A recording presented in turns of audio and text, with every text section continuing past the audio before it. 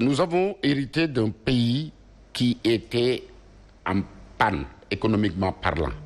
Il fallait réparer, relancer.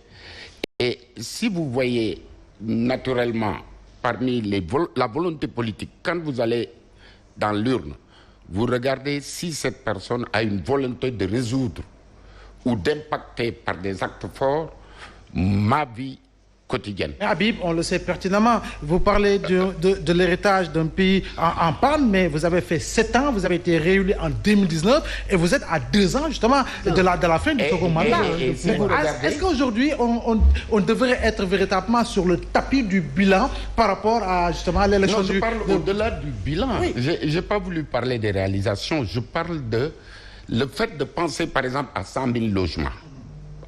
Parce que le logement est un problème sérieux au Sénégal. Le fait de mettre en place 100 000 logements, le fait de décentraliser, de désencombrer Dakar à partir avec un moyen de locomotion ou avec BRT, TER, etc., qui vont tirer en longueur vers Diamniadio, enrichir tout le tracé que prend le TER, pour pouvoir pousser les populations à quitter Dakar et avoir une baisse du loyer dans la ville, c'est autant de bilans non matériels. Maintenant, les réalisations, on les connaît, on en a parlé. Mais la perception, comment on va arrêter cette vague de mécontentement? En quoi faisant? Le président avait soutenu au lendemain des événements du mois de mars. J'ai compris votre cri de cœur, j'ai compris votre colère. Oui. Mais entre le mois de mars et maintenant, qu'est-ce qui a été colère exacerbé par une perception savamment entretenue, à tort. Parce qu'on nous a élus pour changer. Il y a une progression démographique. De la même manière, il y avait une croissance économique. Mais vous voulez avoir une opposition qui ne va pas réagir, qui va toujours dire... Le problème, c'est est-ce que l'opposition... Mon problème, c'est quoi? Vous êtes une cellule de communication. Oui. Pourquoi vous n'apportez pas la réponse qui s'y est par rapport à toute cette communication? Tout à fait. Et puis est-ce que l'opposition communique mieux aussi? Parce que vous semblez dire que l'opposition communique mieux. Même l'opposition cette perception-là, elle vient. Je voulais faire une précision. En réalité, vous renvoyez la balle entre pouvoir et opposition. Non, ce n'est pas un problème de communication ou de propagande. Nous, on est cellule de communication, c'est pour expliquer. Ce n'est pas pour faire de la propagande. Pour expliquer quelles sont les contraintes, quels sont les actes qui sont posés, quelles sont les contraintes qui pèsent sur nous, État, et quelles sont les avancées et qu'est-ce qu'on peut attendre. Par exemple, quand on va aller chercher des investisseurs pour construire le port de Ndayane, dont 3000 emplois seront créés uniquement dans la phase de la mise en place, c'est pour répondre à un problème de Khéindaoui. Quand on met le projet de 100 000 logements, je ne veux pas parler des réalisations, je parle de la volonté politique derrière. Volonté politique de lutter contre la malgouvernance. Mais tout n'a pas été vu ou entendu et par rapport au choix fait par les populations. C'est pourquoi. Mais où se trouve véritablement la plaie béante? La plaie béante se trouve dans, encore une fois, la perception entretenue à tort.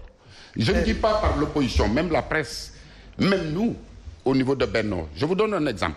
On a été victime, nous, Benno, on a été victime des frustrations internes au sein de Benno. Des gens qui disent que, écoutez, moi j'ai mouillé le maillot, mais gisuma sama bopp ci li. Donc c'est une combinaison de facteurs.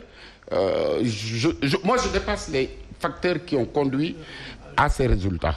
Parce que j'accepte qu'en démocratie, on ne peut pas tout gagner et on ne peut pas gagner tout le temps. Ça, c'est un. Ouais. Le message a été compris.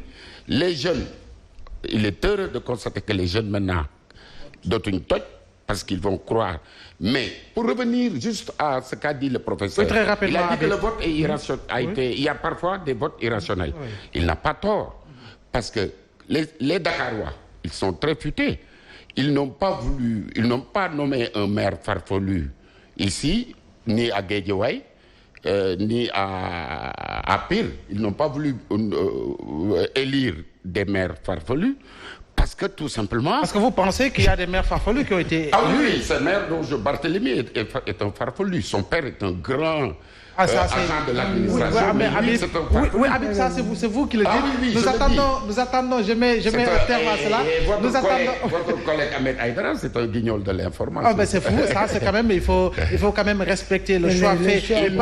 Je dis, il faut respecter le choix fait par les populations qui ont véritablement élu en bonne et due forme, selon les règles démocratiques et de transparence, M. Ahmed Aïdara.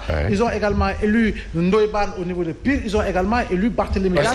À l'image de tous les autres maires qui ont été élus et qui appartiennent soit à l'opposition, soit au pouvoir. Très rapidement, oui. C'est en cela que moi je pense que la proximité est extrêmement importante. Il faut voir le discours de ces gens-là, que ce soit Monsieur Ahmed Aïdara, Monsieur Ndoye Bane, il faut voir le discours qu'ils tiennent. À chaque fois que j'entends Monsieur Ndoye Bane parler, il parle de sa ville, de Pire. Les intellectuels de Pire, que ça soit qu'ils soient directeurs de trésor ou je ne sais quoi d'autre, c'est très difficile qu'ils viennent devant les télés et parler de sa localité. Ça, c'est extrêmement important.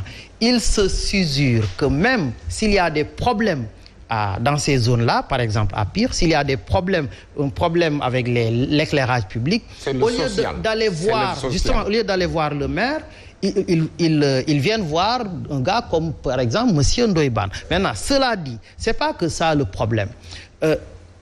J'ai l'impression que vous semblez négliger un peu la compréhension, même dans l'analyse globale, pas forcément. Oui, absolument, mais pas forcément. Barthélémy Dias a été élu avec la règle de qualité. Oui, mais pas forcément ça. Ce que je veux dire. Mais quand même, c'est directement ou indirectement accuser les Dakarois d'être des radicaux. Non, en fait, non. Moi, ce que j'ai dit, c'est très clair. C'est que nous avons un vote qui sanctionne un régime, parce que quand même le pouvoir est sanctionné, et un vote qui récompense le rassemblement et le discours radical. Donc ça ne veut pas dire que les gens qui ont voté, parce qu'ils nous ont installés, ils ont installé ces élections-là dans une dynamique de premier tour. Monsieur Mahmoud Saleh, il est allé à Mbour, il a dit que si vous voulez donner du crédit à un troisième, en tout cas à une troisième tentative pour un troisième mandat du président de la République, il faut le faire dans ces élections-là. Et l'opposition, à travers M. Ousmane Sonko, M. Khalifa Sall et M. Barthélémy Dias, ils ont été très clairs. Ils ont dit que ces élections-là constituent un premier tour pour les élections, par exemple, pour l'élection présidentielle. Donc, ce que je veux dire, attendez, écoutez, ce que je veux dire, les deux grandes coalitions, laissez-moi terminer, s'il vous plaît. On nous reproche la sortie du ministre d'État, Mahmoud Saleh, directeur de cabinet. Mais on n'a pas élu M. Mahmoud Saleh. Les deux grandes coalitions. Monsieur Ndao, s'il vous plaît. Les deux grandes coalitions ont installé ces élections dans une dynamique de premier tour de la présidentielle. Et les populations les ont suivis parce qu'ils ont été les premiers. Ça, c'est un deuxième élément. On semble négliger la compréhension de la jeunesse de la politique nationale. Cette jeunesse-là, la jeunesse sénégalaise, j'allais dire,